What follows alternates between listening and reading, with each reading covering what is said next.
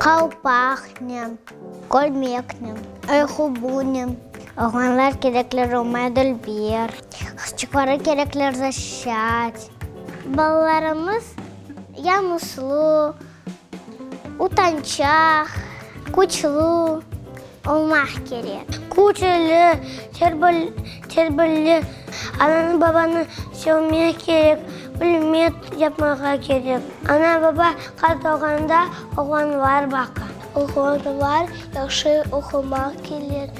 Они должны красивые быть, культурные, должны уважать своих девочек. Сильные. Наши мальчики должны быть красивыми.